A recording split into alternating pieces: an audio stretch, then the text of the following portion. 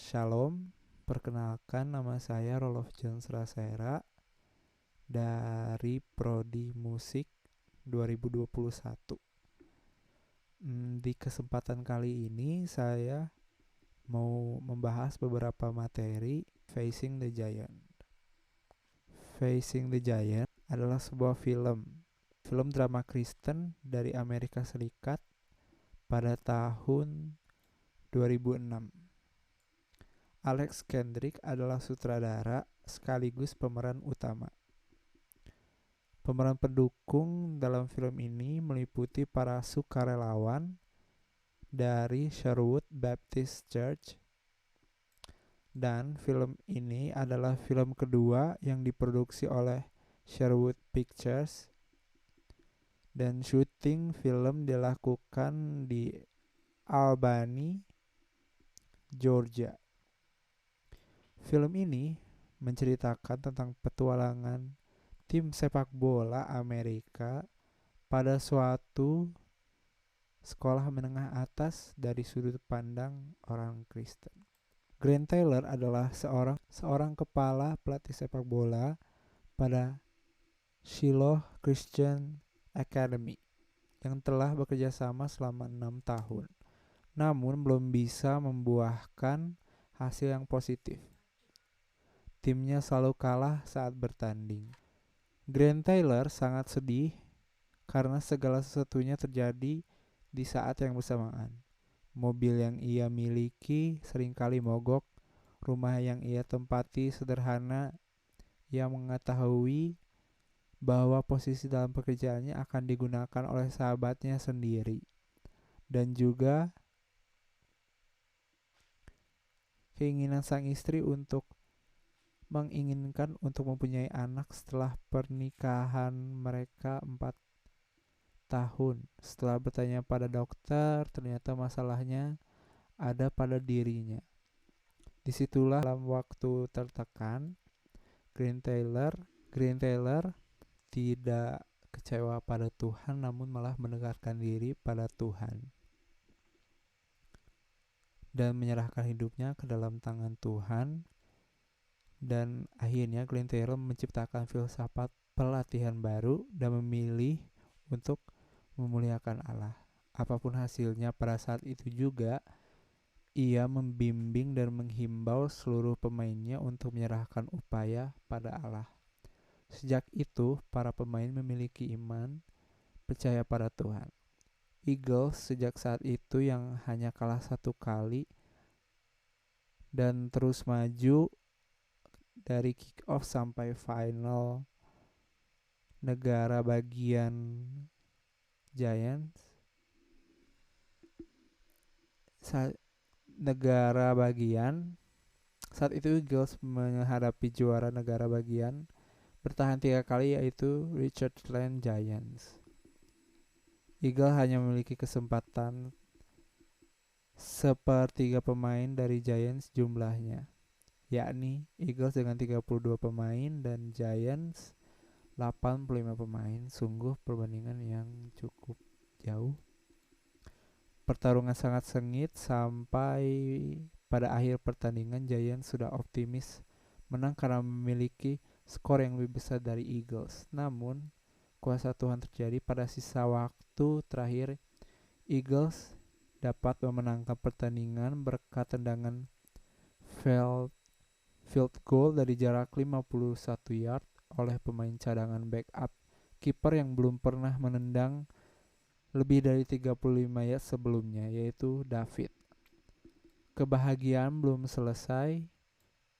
Tuhan dinyatakan lebih lagi saat istri Grant hamil. Dia mengucap syukur kepada Tuhan dan tidak melupakan Tuhan. Dia mau menyertakan Tuhan atas apa yang ia rasakan. Dia seorang pemimpin yang baik, sebagai pelatih yang baik, dan yang terpenting ia tahu bahwa ia harus percaya Tuhan yang adalah pemimpin dan pelatih terbaik dalam hidupnya. Terus tokoh yang lain lagi ada Brooke sebagai istrinya Grant Taylor, dia sangat menerima suaminya apa adanya. Brooke sangat bijak dan dia adalah seorang istri yang baik, tidak pernah menuntut suaminya namun selalu mensupport meskipun dia belum bisa memiliki anak karena masalah yang ada pada suaminya. Dia tetap cinta Tuhan saat hasilnya selalu negatif. Dia berkata bahwa I still love you God. Dia tidak berpaling dari suaminya, tidak seperti kisah-kisah di drakor dan novel yang banyak kita bisa lihat. Dia tidak berpaling dari suaminya dan dia setia. Tokoh yang lain adalah Prater dan Neil Prater sebagai uh, sahabat.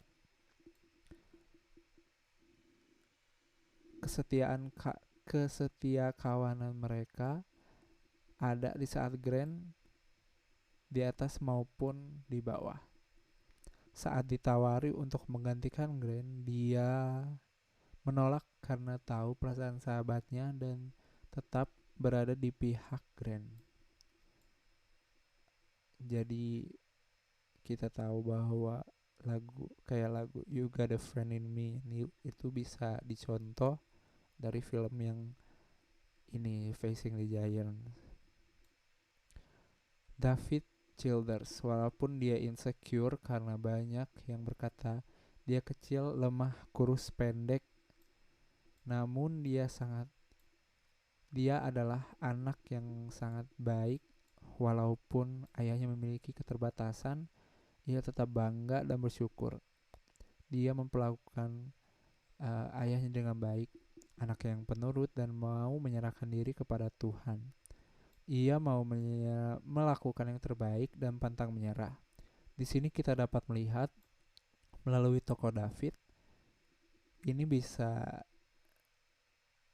melewati lewat tokoh David ini, bahwa di tengah kelemahannya lah kuasa Tuhan menjadi sempurna. Larry dan tokoh selanjutnya itu Larry Childers as father of David. Ayahnya adalah very ayahnya adalah ayah yang sangat suportif, sangat mendukung. Dia terus meyakinkan anaknya kalau dia bisa. Di tengah kelemahan dan kondisi fisik yang membuat kakinya lumpuh, namun dia tetap semangat menyemangati anaknya. Di tengah pertandingan final, ia berdiri untuk menyaksikan anaknya uh, bertanding melawan Giants. Dan ada Brock Kelly as a leader team, sebagai pemimpin tim, sebagai captain. Dia adalah pemimpin yang sangat baik. Dia bisa menunjukkan betapa kuat dan ia bisa menunjukkan bahwa ia bisa melakukan yang terbaik dalam pertandingan manapun. Dia memiliki mental seorang pemimpin yang baik dan pantang menyerah. Saat dia merasa tidak kuat, dia tetap berjuang untuk kemenangan timnya. Dan banyak pelajaran yang dapat bisa kita ambil dari film Facing the Giants, yaitu motivasi yang benar, semangat pantang menyerah, kerja sama tim atau teamwork, dan mindset segala sesuatu mungkin dicapai atau bisa dicapai. Terus berserah sama Tuhan dan lain-lain. Dan dari film ini juga kita bisa diingatkan kembali bahwa di dalam kelemahan kuasa Tuhan menjadi sempurna, dan karena kita bergantung pada Tuhan, mujizat itu nyata, tidak ada yang mustahil bagi Tuhan. Terus Tuhan tidak pernah gagal, Tuhan selalu baik, Tuhan tidak pernah meninggalkan kita, Tuhan tidak akan memberikan pencobaan lebih dari kemampuan kita. Tuhan selalu punya tujuan yang baik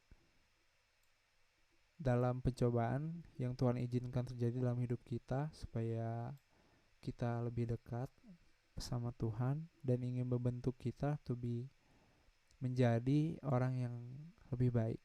Dan Tuhan ingin meyakinkan bahwa selalu akan ada pelangi setelah hujan, dan memberitahu bahwa rencana Tuhan lebih indah daripada rencana manusia. Dan oleh karena itu Tuhan selalu mengetahui isi hati kita. Tuhan selalu tahu pergumulan kita jauh banget sebelum kita menggumulkan pergumulan itu. Tuhan itu besar kasihnya. Oleh karena itu, carilah dahulu kerajaan Allah dan kebenarannya, maka semuanya itu akan dilimpahkan padamu. Lalu ada Matius 5 ayat 16. Demikianlah hendaknya terangmu bercahaya di depan orang, supaya mereka melihat perbuatanmu yang baik dan memuliakan Bapamu yang di sorga. 1 Timotius 4 ayat 12. Jangan seorang pun menganggap engkau rendah karena engkau muda, dan lain-lain. God is good all the time, and all the time God is good. Materi selanjutnya ada visi hidup. Ada beberapa titik dalam hidup manusia yang mungkin sudah kita lewati, atau mungkin kalau Tuhan izinkan kita berumur panjang, maka kita akan melewati masa-masa ini. Yang pertama adalah saat lahir. Itu akan menjadi tanggal lahir kita di semua surat-surat, mau itu kartu keluarga maupun itu akte dan lain-lain sebagainya. Inilah saat pertama kita menghirup udara segar, oksigen, dan saat ini disebut saat lahir, disebut titik lahir. Setelah kita lahir, kita akan dipenuhi kebutuhan-kebutuhan. Kita akan menandakan bahwa kita dalam masa kanak-kanak, kurang lebih 7 tahun. Dalam masa-masa ini, anak-anak dalam masa kanak-kanak identik dengan bermain sambil belajar, karena masih anak-anak. Di umur 7 tahun kita masuk SD. Setelah lulus SD kita masuk SMP. Lalu setelah lulus SMP masuk SMA. Lalu jika Tuhan izinkan untuk masuk universitas dan tidak bekerja ataupun gap year dan lain sebagainya, kita akan masuk universitas dengan prodi yang dipilih oleh kita sendiri. Dan jika Tuhan berkehendak kita lulus tepat waktu, yaitu umur 23-an, di mana kita akan wisuda. Akan ada berbagai macam rencana, namun bahkan ada yang menganggur karena beberapa hal yang tidak terduga. Setelah berbagai pekerjaan yang sudah dilewati, yang sudah digeluti di dunia kehidupan ini, dalam usia kurang lebih 60 tahun kita akan pensiun. Setelah pensiun, maka kita akan menghabiskan masa tua, di mana kita akan menghabiskan waktu bersama keluarga atau menghabiskan uang pensiun dan lain-lain sebagaimananya. Tapi dalam Mazmur 90 ayat 10, dari umur 0 sampai 70 ada batasannya. Jadi kalau misal Tuhan izinkan untuk lebih dari 70, itu karena Tuhan. Mazmur 90 ayat 10 mengatakan bahwa masa hidup kami 70 tahun. Dan jika kami kuat 80 tahun dan kebanggaannya adalah kesukaran dan penderitaan. Sebab berlakunya buru-buru dan kami melayang lenyap. Itu kata Mazmur 90 ayat 10. Dalam Efesus 5 ayat 15 sampai 16, dan dalam Efesus 5 ayat 15 sampai 16 mengatakan, "Karena itu perhatikanlah dengan saksama bagaimana kamu hidup. Janganlah seperti orang bebal, tetapi seperti orang arif. Dan pergunakanlah waktu yang ada, karena hari-hari ini adalah jahat." Di sini Efesus mempertanyakan bagaimana cara kita hidup, selama kita hidup, apa yang udah kita lakuin.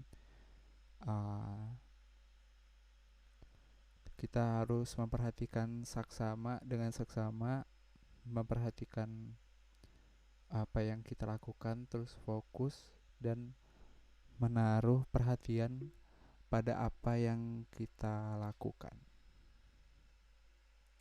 Dan kita nggak boleh seperti orang bebal, jangan seperti orang bebal.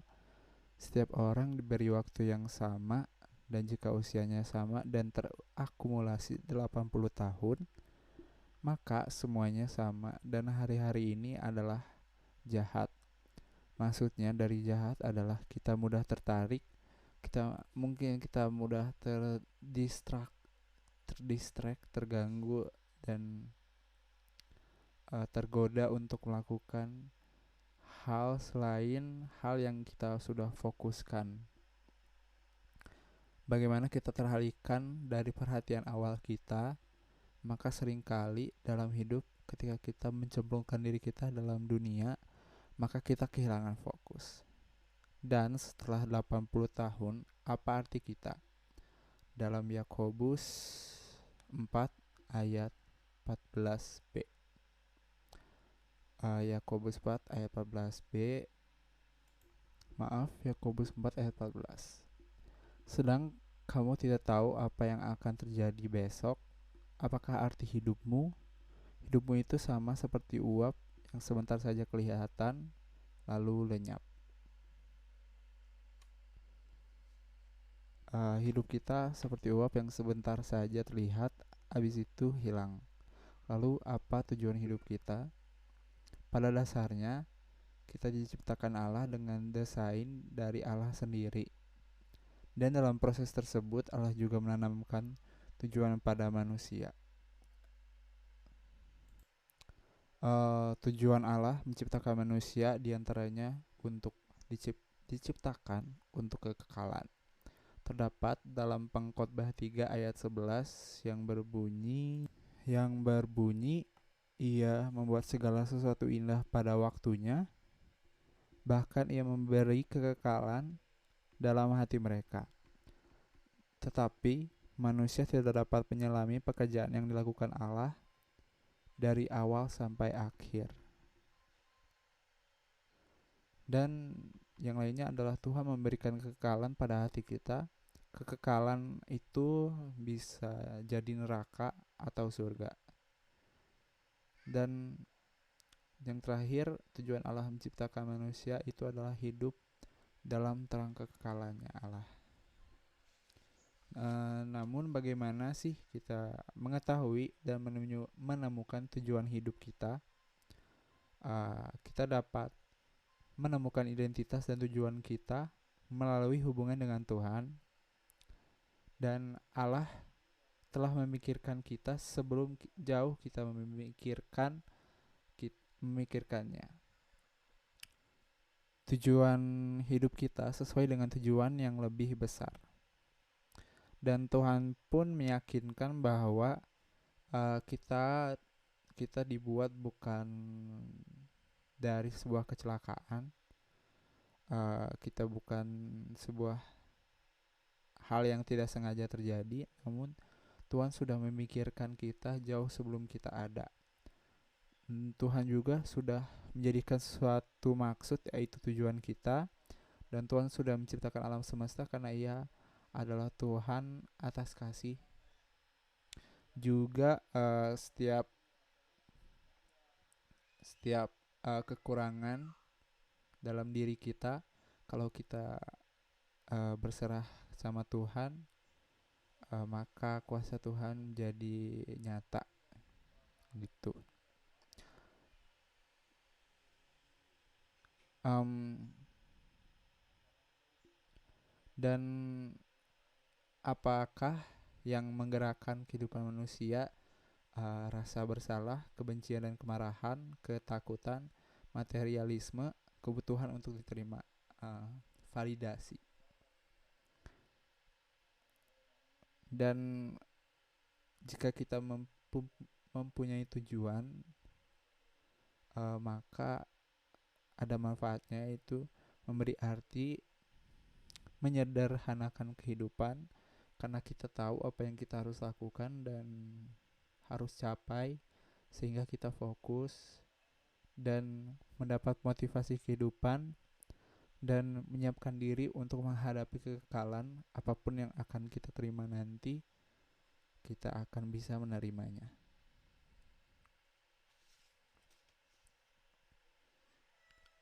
Pandangan Tuhan tentang kehidupan, Tuhan memberikan kehidupan di bumi adalah sebuah bentuk ujian untuk manusia. Apakah manusia mengasihi sesama? Apakah manusia mengasihi Tuhan? Dan kehidupan di bumi adalah sebuah kepercayaan. Kepercayaan untuk mengelola, memperbaiki, menjadikan kehidupan ini sebagai tempat yang lebih baik. Dan hidup adalah penugasan sementara, karena hidup adalah singkat. Kita tidak pernah tahu kapan waktu kita semua. Bumi hanya tempat tinggal sementara. Juga tujuan kita di dunia ini adalah dirancang untuk menyenangkan Allah, dibentuk untuk menjadi anggota keluarga Allah, diciptakan untuk menyerupai Kristus, untuk melayani Allah, dibuat untuk sebuah misi. Dalam 1 Korintus 12 ayat 1 sampai, dan dalam visi hidup, mengenali langkah hari demi hari menuju tujuan hidup. Peran khusus apa yang dilakukan baik dalam profesi maupun dalam pelayanan dijabarkan dan dituliskan dalam bentuk statement yang tajam, jelas, padat, lugas. Rumusan visi merupakan pernyataan pribadi yang mengungkapkan makna dan tujuan hidup. Falsafah hidup dan jati diri seorang dapat tergambar melalui visi hidupnya. Mengapa visi hidup itu penting? Karena untuk tetap fokus seperti yang sudah dijelaskan tadi kepada tujuannya, menuntun dan mengarahkan saat mengambil keputusan terbaik dan menetapkan langkah yang ditempuh. Dan visi hidup harus dimiliki, dipelihara, dan harus senantiasa segar dan realistis juga. Visi hidup menolong dalam kesaksian hidup, integritas, semangat dan kegigihan kerja, sikap penuh kasih dan tidak egois, mampu bekerja sama dalam tim, sikap dan pandangan dalam uang, menghindari sikap instan atau pengen cepat. Cara menentukan visi hidup adalah berdoa. Doa itu adalah hal yang utama, lalu dengan minat, talenta, kelebihan kita apa, yang kita bisa apa, terus pendapat orang lain, dan harus dalam keadaan damai. Lalu dalam visi hidup ada pesan Tuhan Yesus dalam Matius 28 ayat 18 sampai 20.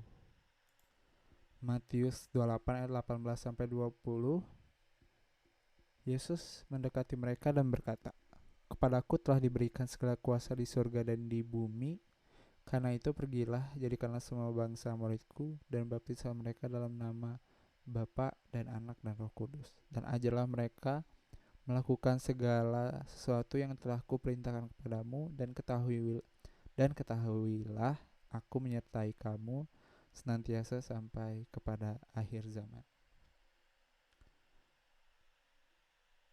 Dalam visi Tuhan Yesus, kita berperan aktif untuk memberitakan Injil dan melipat gandakan murid melalui pendidikan, ilmu, dan teologi secara holistik. Baik, materi selanjutnya, Image of God. Pada tahun 1837, Charles Darwin, pada dasarnya evolusi ada karena seleksi alam dan dimulai dari seekor kera yang berevolusi menjadi manusia. Apa manusia itu? Mari kita baca dalam Kejadian 1 ayat 26 sampai 28. Berfirmanlah Allah, baiklah kita menjadikan manusia menurut gambar dan rupa kita, supaya mereka berkuasa atas ikan-ikan di laut dan burung-burung di udara, dan atas ternak dan atas seluruh bumi, dan atas segala binatang melata yang merayap di bumi. Maka Allah menciptakan manusia itu menurut gambarnya, menurut gambar Allah diciptakannya dia, laki-laki dan perempuan diciptakannya mereka. Allah memberkati mereka, lalu Allah berfirman kepada mereka, beranak cuculah dan bertambah banyak, penuhilah bumi dan taklukkanlah itu. Berkuasalah atas ikan-ikan di laut dan burung-burung di udara, dan atas segala binatang yang merayap di bumi. Allah memutuskan untuk menciptakan manusia serupa dan gambar Allah. Dan di Kejadian 5 ayat 3,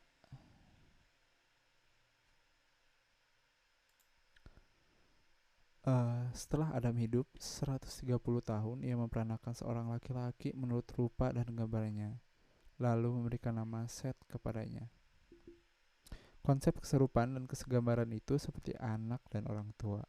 Mungkin tidak sama persis, tetapi pasti ada yang anak ikuti dari orang tuanya. Dan Kejadian 27 ayat 28 yang udah kita baca tadi,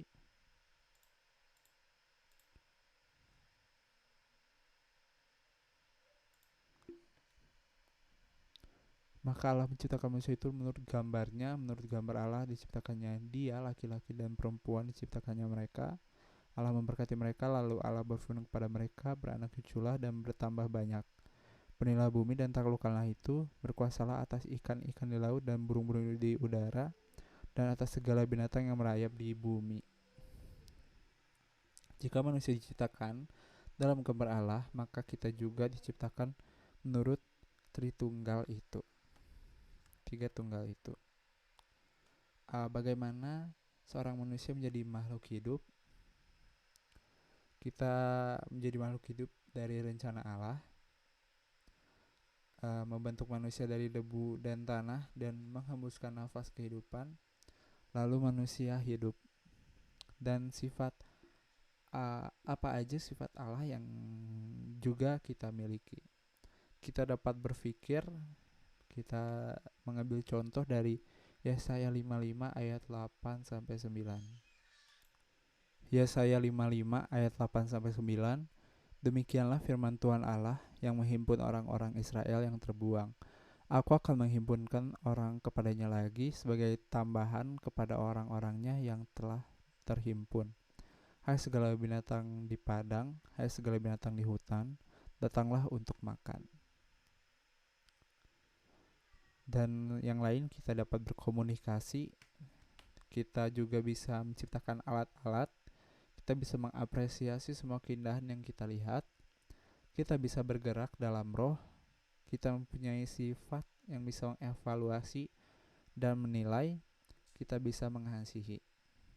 Lalu yaitu untuk menguasai bumi, manusia sebagai pengelola bumi, untuk mematuhi perintah Allah, untuk belajar, untuk berkembang biak atau bertambah secara jumlah.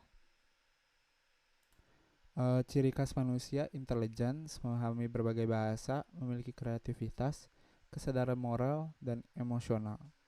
Kesimpulan, manusia itu ciptaan Tuhan yang paling sempurna, yang serupa dan segambar dengan Allah. Materi selanjutnya itu adalah purpose driven life 45 sampai 6. Kita dibentuk untuk keluarga Tuhan, manfaat menjadi anggota keluarga Allah. Kita baca Filipi 4 ayat 19. Filipi 4 ayat 19. Allahku akan memenuhi segala keperluanmu menurut kekayaan dan kemuliaannya dalam Kristus Yesus.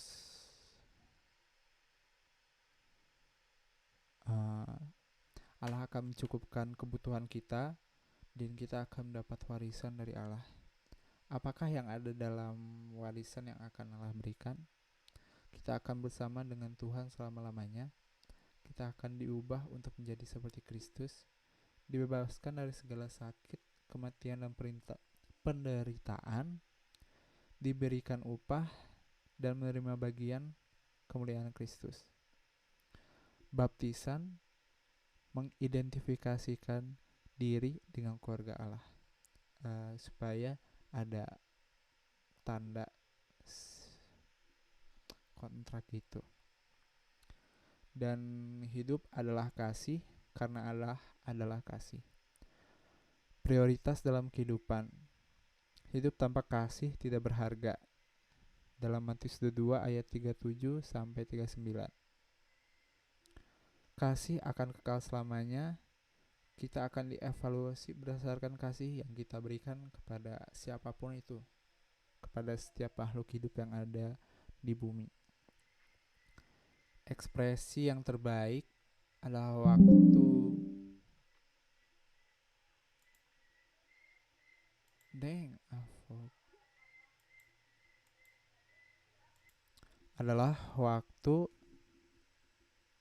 Ekspresi kasih yang terbaik adalah waktu. Mengapa memerlukan keluarga gereja? Menunjukkan percaya sejati, menggerakkan keluar dari isolasi pementingan diri sendiri atau egoisme, membantu mengembangkan otot rohani dan tubuh Kristus membutuhkan kita semua dan bisa atau akan mengambil bagian dalam misi Kristus di dunia. Dan mengembangkan komunitas. Caranya adalah memerlukan kejujuran, memerlukan kerendahan hati, memerlukan sikap hormat, membutuhkan kemampuan memegang rahasia, memerlukan frekuensi. Dan bagaimana cara memulihkan hubungan yang retak. Hubungan selalu berharga untuk dipulihkan. Hidup adalah belajar untuk saling mengasihi. Hidup adalah menghargai hubungan dan berusaha untuk menjaganya. Cara memulihkan suatu hubungan. Berbicara kepada Tuhan sebelum berbicara kepada orang yang bersangkutan. Selalu mengambil inisiatif dan bersimpati memakai telinga lebih dari mulut. Akuilah bagian Anda dalam konflik itu. Seranglah masalahnya, bukan orangnya. Bekerjalah sesering mungkin dan tekankanlah rekonsiliasi, bukan resolusi. Baik, itulah materi Purpose Driven Life part 5 sampai 6. Materi selanjutnya adalah karakter Kristiani. Jangan khawatir tentang reputasimu. Itu adalah orang-orang yang pikirkan tentangmu. Khawatirlah tentang karaktermu, karena itulah dirimu. Karakter adalah seperti pohon dan reputasi adalah seperti bayangan. Bayangan yang kita pikirkan dan pohon adalah sesuatu yang nyata. Itu menurut perkataan Abraham Lincoln. Character is like a tree and reputation is like a shadow. The shadow is what we think of it, the tree is a real thing. Kita adalah keluarga. Kita berhubungan sama keluarga, sama Tuhan, sama jemaat, sama teman, sama masyarakat, dan transportasi dan tempat umum. Sifat karakter adalah sifat dan kecenderungan atau perilaku milik personal, keadaan sesungguhnya melekat, property. Uh, apakah apa yang saudara pikirkan atau lakukan ketika kita bebas melakukan sesuatu? Apa yang kita pikirkan atau lakukan ketika kita bebas melakukan sesuatu? Orang-orang yang bisa menilai, orang yang terdekat dengan saudara, keluarga, teman, bapak, kosan, tetangga, pacar, istri atau suami, anak, Tuhan. Ketika Tuhan menemukan seseorang yang siap untuk memimpin,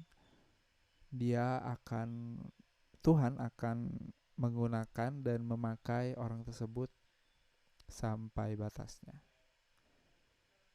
Contohnya Musa, Gideon.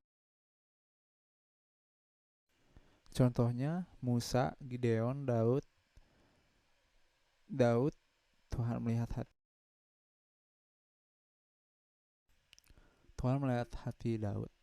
Firman Tuhan mengingatkan kita tentang pentingnya karakter dalam Efesus 2 ayat 10. Karena kita ini buatan Allah, diciptakan dalam Kristus Yesus untuk melakukan pekerjaan baik yang dipersiapkan Allah sebelumnya. Ia mau supaya kita hidup di dalamnya. Dalam 3 Yohanes 4, bagiku tidak ada sukacita yang lebih besar daripada mendengar bahwa anak-anakku hidup dalam kebenaran. Dalam Filipi 4 ayat 5, hendaklah kebaikanmu diketahui semua orang, Tuhan sudah dekat. Dalam Roma 12 ayat 2, janganlah kamu menjadi serupa dengan dunia ini, tapi berubahlah oleh pembaharuan budimu, sehingga kamu dapat membedakan mana kehendak Allah, apa yang baik, yang berkenan kepada Allah, dan yang sempurna.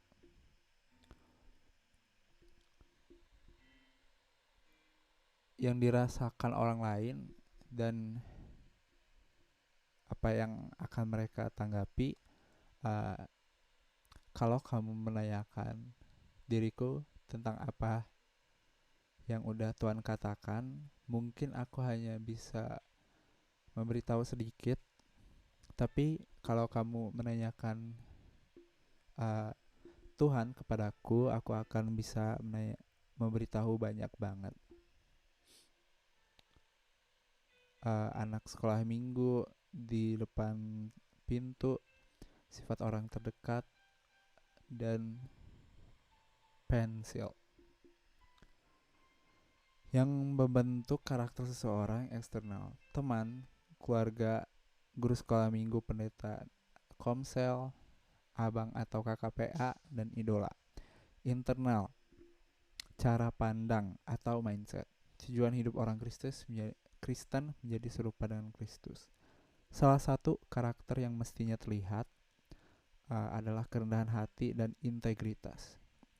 Dalam Petrus 3 ayat 8, dan akhirnya hendaklah kamu semua setia sekata seperasaan, mengasihi saudara-saudaramu, penyayang dan rendah hati.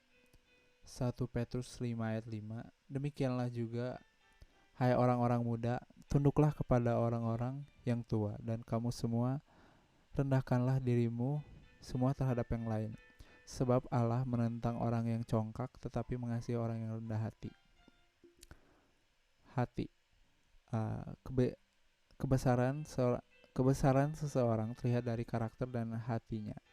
Dalam Amsal 27 ayat 19, seperti air mencerminkan wajahnya, demikianlah hati manusia mencerminkan manusia itu.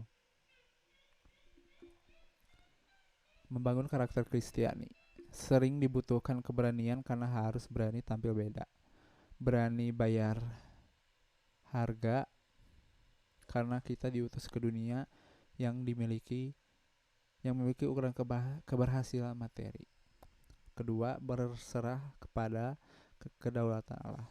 Bukan tidak mungkin sebagai akibat memprioritaskan pertumbuhan karakter akan kehilangan kesempatan promosi untuk kaya, tapi didasari bahwa Allah akan senang dan akan mengerjakan rencananya. Roma 1. Karakter perlu dibangun. Perintah Allah, perintah pertumbuhan rohani. Memaksimalkan potensi diri, dapat menolong orang lain sesuai hukum mengasihi Allah dan sesama, memperkuat dan memperkaya hubungan antar individu, menjalin kasih. Karakter adalah pilar dan kekuatan dalam hidup. Penerapan dan apa yang diyakini dan menyentuh hati. Karakter yang baik memungkinkan terjadinya transfer hidup.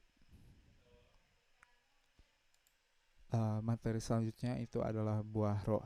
Dalam Efesus 1 ayat 13 sampai 14, di dalam dia kamu juga karena kamu telah mendengar firman kebenaran, yaitu Injil keselamatanmu. Di dalam dia kamu juga ketika kamu percaya dimateraikan dengan Roh Kudus yang dijanjikannya itu, dan Roh Kudus itu adalah jaminan bagian kita sampai kita memperoleh sepenuhnya, yaitu penebusan, dan menjadikan kita milik Allah untuk memuji kemuliaannya. Dalam Roma 10 ayat 9 sampai 10, dalam Efesus 1 ayat 13-14, dan dalam Galatia 5 ayat 22 sampai 23. Yang berbunyi, tetapi buah roh ialah kasih, sukacita, damai sejahtera, kesabaran, kemurahan, kebaikan, kesetiaan, kelemah lembutan, dan penguasaan diri. Tidak ada hukum yang menentang hal-hal itu. Galatia 5 ayat 24 sampai 25, Matius 2 ayat 36 sampai 39, hukuman terutama dalam hukum Taurat yaitu kasih. 1 Korintus 13 ayat 1 sampai 7 yang memiliki inti yaitu kasih. Kisah para Rasul 2 ayat 25 sampai 28, sukacita. Yohanes 14 ayat 27, damai sejahtera. Matius 5 ayat 9, berbahagialah orang yang membawa damai ketika mereka akan disebut anak-anak Allah. 2 Korintus 6 ayat 4, kesabaran. Kolose 3 ayat 13, kesabaran juga. Matius 5 ayat 7, kemurahan. Roma 12 ayat 21, kebaikan. Filipi 4 ayat 5, kebaikan juga. 1 Timotius 4 ayat 12, kesetiaan. Wahyu 2 ayat 10, kesetiaan. Matius 11 ayat 29, kelemah lembutan. Matius 5 ayat 5, kelemah lembutan. Amsal 16 ayat 32, penguasaan diri. Titus 26, penguasaan diri.